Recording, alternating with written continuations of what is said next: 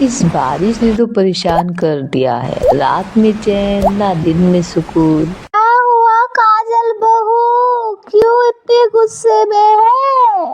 क्या बताओ माँ जी, थोड़ी देर पहले ही पोछा लगाया था, लेकिन इस खिड़की से बारिश का सारा पानी करके अंदर आ गया। इस बारिश ने सच में दिमाग खराब करके रख दिया। हम गरीबों के लिए कोई मौसम भी अच्छा नहीं। गर्मी में गर्मी से तड़पो, ठंड में सर्दी से कपकपो और बारिश में ये सब। मैं तो ये सोच रही हूँ बहू कि कल जब पूजा इस घर में बहू बनकर आएगी तब तो इस एक कमरे वाले ससुराल में कैसे रहेगी, तो भगवान जाने आगे क्या होगा। दोनों सास बहू खिड़की के कोनों में अच्छे से पन्नी लगाकर सारा पानी साफ करते हैं और ऐसे ही हर दिन बारिश में कोई ना कोई परेशानी को झेलते हुए उनके दिन गुजरते रहते हैं। थोड़ा वक्त और बीतता है और इस एक कमरे के ससुराल में उनकी छोटी बहू पूजा शादी करके अपने ससुराल आ जाती है। पूजा का ससुराल भले ही गरीब था, लेकिन पूजा एक अच्छी खासी मिडिल क्लास फैमिली से होती है। अपनी सास सोनम की बात सुन पूजा शादी का जोड़ा बदलने के लिए जैसे ही अलग बगल झांकती है और ना तो उसे कोई वहाँ बाथरूम दिखता है और ना ही कोई दूसरा कमरा। ये क्या, यहाँ तो कोई कमरा दिखाई नहीं दे रहा, लगता है ऊपर वाले फ्लोर पर मेरा कमरा होगा। जेठानी जी, क्या मेरा कमरा ऊपर वाले फ्लोर पर है? मुझे कपड़े चेंज करने हैं। पूजा, ऊपर कोई फ्लोर नहीं है, हम सब एक ही कमरे में रहते हैं। अगर तुम्हें कपड़े बदलने हैं तो वहाँ कोने में एक पर्दा लगा हुआ है, उसके पीछे जाकर तुम कपड़े बदल लो। पूजा को तो यकीन ही नहीं होता कि जैसे तैसे करके पूजा पर्दे के पीछे अपने कपड़े बदलती है और अब सब लोग चटाई बिछाकर एक साथ सो जाते हैं। जैसे तैसे करके पूजा उन सबके साथ उस एक कमरे वाले घर में सो जाती है कि तभी अचानक बाहर से जोरों की बारिश शुरू हो जाती है, जिसके चलते उनके घर की छत टपकने लगती है। छत से टपका पानी सीधा पूजा पर गिरता है और बार बार अपने ऊपर पड़ रहे पानी से पूजा की नींद खुल जाती है। अरे ये सब क्या है? ये छत से पानी क्यों टपक रहा है? वो क्या है ना, हमारी कच्ची मिट्टी की छत है, इसलिए हर बारिश के मौसम में हमारी छत टपकती है।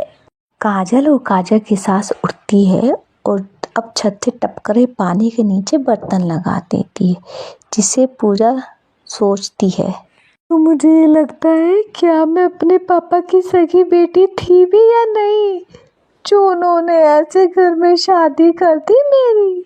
अरे पूजा, उधर खड़ी खड़ी क्या सोच रही हो? जल्दी से बर्तन लगाओ वरना पूरे घर के अंदर पानी भर जाएगा।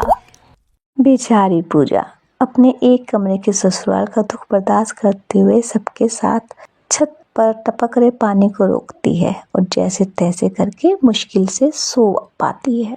सब्जी से खुशबू तो अच्छी आ रही है, अब बस जल्दी से गर्मा गर्म पूरी तल लेती हूँ।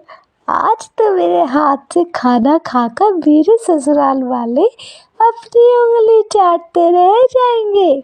पूजा चूल्हे पर बैठी खुशी खुशी अपनी पहली रसोई का खाना बना रही होती है कि तभी बाहर जोरों की बारिश के साथ तेज हवा चलने लगती है, जिसके चलते उनकी कच्ची मिट्टी की बनी हुई दीवार जोर जोर से हिलने लगती है और छत से कुछ मिट्टी सीधा पूजा की बनाई हुई सब्जी में गिर जाती।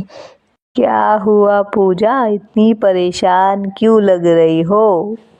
अभी इतनी तेज दीवार हिल रही थी, मैं घबरा गई। मैंने जो सब्जी बनाई थी इसके अंदर भी छत से ढेर सारी मिट्टी गिर गई। तुम्हें किसने कहा था ऐसे खुले में सब्जी बनाने के लिए? प्लेट ढक देती उस पर। और रही बात दीवारों की, जब जब तेज हवा चलती है हमारे घर की दीवारें यूं ही हिलती है। काजल को हंसकर ये सब कहता हुआ देख पूजा को अपनी जेठानी पर काफ़ी गुस्सा आता है। हम इतना डर गई, मेरी बनाई सारी सब्जी खराब हो गई और तुम हो कि दांत दिखा रही हो। तुम क्या चाहती हो? तुम्हारी सब्जी के लिए मैं यहाँ बैठ कर रोऊं? सिर्फ तुम्हें इस बारिश के मौसम में इस घर में परेशानी नहीं हो रही, मुझे भी हो रही है। तुम तो कल की आई हो, मैं तो यहाँ सालों से रह रही हूँ। इतना कहकर काजल वहाँ से गुस्से में चली जाती है और दोनों देवरानी जेठानी का एक दूसरे से मुंह बन जाता है और ऐसे ही कुछ वक्त गुजर जाता है। हे भगवान, इस कमरे के घर में ये बारिश में टपकती छत कम थी तो घर के अंदर भी बाहर से पानी आने लगा। और तू महारानी वहाँ बैठी बैठी क्या देख रही है? जल्दी आ। पानी तुम्हारी साइड आया है, मेरी साइड नहीं, तो खुद साफ करो, मैं तुम्हारी नौकरानी नहीं हूँ। बड़ा हंस रही थी ना उस दिन मेरे ऊपर, अब बताती हूँ इसको। अपनी देवरानी का जवाब सुनकर काजल को गुस्सा तो बहुत आता है, लेकिन जैसे तैसे करके वो गुस्से पर काबू करती है और खुद ही घर से सारा पानी बाहर निकालने लग जाती है। इस बारिश के मौसम में दोनों देवरानी जेठानी को एक कमरे के ससुराल में रहने में काफ़ी दिक्कतें आ रही होती हैं। आज तो हम दोनों पूरे भीग गए बारिश में, लेकिन मजा भी कितना आया ना। मेरे तो इस बारिश इतना कहकर गोपाल पूजा का हाथ पकड़ता है और अब दोनों कपल डांस करने लगते हैं। तब ही अचानक बारिश में भीगते हुए काजल और काजल के हस्बैंड घर के अंदर आ जाते हैं। प्राइवेसी के 2 पल भी नहीं मिल सकते इस घर में। मैं बोलती हूँ जी, अब मुझे अलग कमरा चाहिए, अब मुझसे नहीं हो पाएगा गुजारा। पहली बार तुमने कोई सही बात कही है। सुनिए जी, अब मुझे भी इस कमरे के ससुराल में नहीं रहना। जितनी जल्दी हो सके उतनी जल्दी अलग कमरा बनवा दीजिए मेरा। दोनों देवरानी जेठानी जितनी अपने अपने पतियों को अलग अलग कमरे बनाने के लिए बोल देती है, लेकिन दोनों के ही पति फैक्ट्री में मजदूरी का काम करते थे, जिसके चलते बड़ी मुश्किल से ही वो अपने घर का खर्चा चला पाते थे। और इतनी कम कमाई में अलग कमरा बनवाना तो उनके लिए बिल्कुल रेगिस्तानी सुई ढूंढने के बराबर था। कब तक हम इस एक कमरे के घर में रहेंगे? रोज रोज की परेशानियां लड़ाइयों से हम थक चुके हैं जी।